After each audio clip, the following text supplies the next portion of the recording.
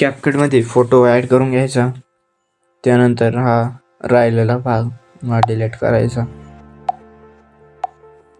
त्यानंतर खाली रेशोचा ऑप्शन दिसेल, त्याला सिलेक्ट करून 9.60 हा रेशो घेऊन घ्यायचा.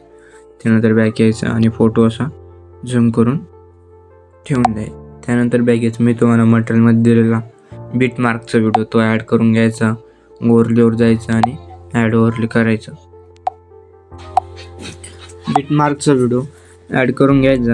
त्यानंतर बॅक यायचं आणि इमेजची लेंथ ही शेवटपर्यंत घ्यायची व्हिडिओच्या. त्यानंतर बॅक यायचं, व्हिडिओवर क्लिक करायचं आणि खाली स्क्रोल केल्यानंतर एवढं ऑप्शन एक्स्ट्रा ऑडिओ करून घेतल्यानंतर जिथं तिथं बीट दिसेल तिथं स्प्लिट मारायचं फोटोला. त्यानंतर एक इथं आणि इथं एक शेवटची स्प्लिट एक इथं. त्यानंतर बॅक यायचं आणि हा व्हिडिओ डिलीट करून टाकायचा. त्यानंतर मी तुम्हाला मटेरियलमध्ये अजून 2 PNG दिलेले आहेत, त्या ॲड ओव्हरले करून अशा पद्धतीने इथे ॲड केल्यानंतर एक अशी इथं सेट करायची.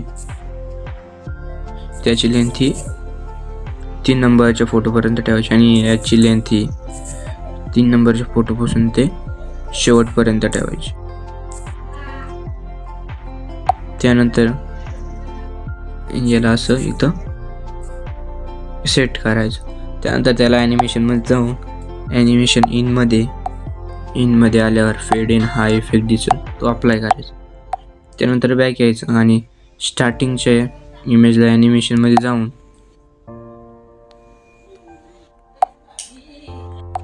इनमध्ये क्लिक ओपन हा इफेक्ट अप्लाय करायचा.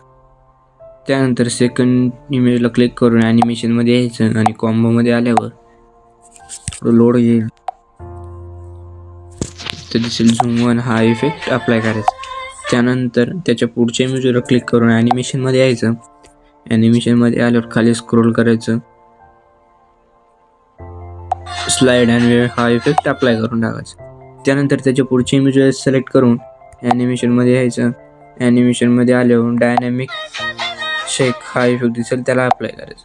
त्यानंतर शेवटच्या इमेजवर क्लिक करून ॲनिमेशनमध्ये यायचं. ॲनिमेशनमध्ये आल्यावर इनमध्ये खाली स्क्रोल करायचं, स्नॅपशॉट हा इफेक्ट दिसेल तो अप्लाय करून टाकायचा. त्यानंतर बॅक यायचं आणि याची लेंथ ही बरोबर अशी घेऊन घ्यायची. त्यानंतर आपला हा व्हिडिओ थोडाफार रेडी झालेला आहे. त्यानंतर इफेक्टमध्ये यायचं. इफेक्टमध्ये आल्यावर व्हिडिओ इफेक्टमध्ये यायचं. त्यानंतर इकडं स्क्रोल करायचं.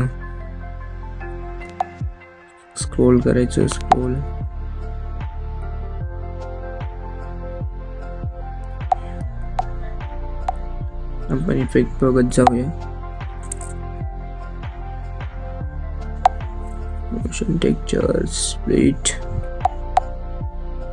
त्यानंतर खाली स्क्रोल करायचं आणि स्क्रोल केल्यानंतर कलर ॲक्रेलिक हा इफेक्ट दिसेल त्याला अप्लाय करून टाकायचा आणि त्याची लेंथ ही इथपर्यंत ठेवायची.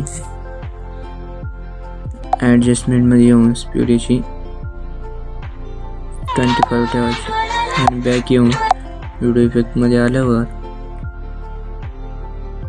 नंतर लाईट इफेक्टमध्ये यायचं आणि लाईट 2 हा इफेक्ट अप्लाय करायचा. त्यानंतर त्याची लेंथ ही पूर्ण व्हिडिओमध्ये ठेवायची. बॅक यायचं. आपलं तिथे एडिटिंग राहिली ती पोप करून घ्यायची. त्यानंतर व्हिडिओ रेडी झाला आहे. व्हिडिओ एक्सपोर्टच्या बटनवर क्लिक करून व्हिडिओ एक्सपोर्ट करून घ्यायचं.